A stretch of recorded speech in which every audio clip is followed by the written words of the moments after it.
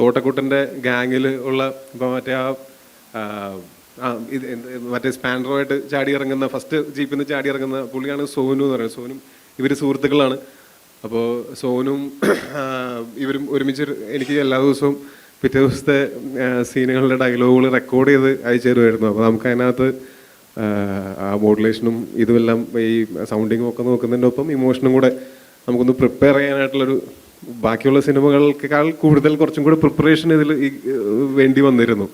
പക്ഷേ ഇത് ഒരു തിയേറ്ററിലേക്ക് വന്ന് ആൾക്കാരെല്ലാവരും അത് ഇഷ്ടപ്പെടുന്നു, ആൾക്കാരെല്ലാവരും അതിനെ അംഗീകരിക്കുന്നു, അപ്രിഷ്യേറ്റ് ചെയ്യുന്നു എന്ന് പറയുമ്പോൾ അതാണ് നമ്മൾ ഈ സിനിമയിൽ അഭിനയിക്കുന്നതുകൊണ്ട് നമ്മൾ ഏറ്റവും കൂടുതൽ ആഗ്രഹിക്കുകയും കിട്ടുമ്പോൾ ഏറ്റവും കൂടുതൽ സന്തോഷവും കിട്ടുന്ന കാര്യം എന്ന് പറയുന്നത് ഇങ്ങനത്തെ അപ്രിസിയേഷനാണ്.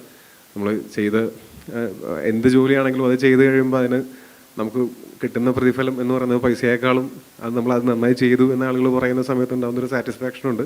അത് ഈ സിനിമയിൽ കുറച്ചധികം കിട്ടിയിട്ടുണ്ട്.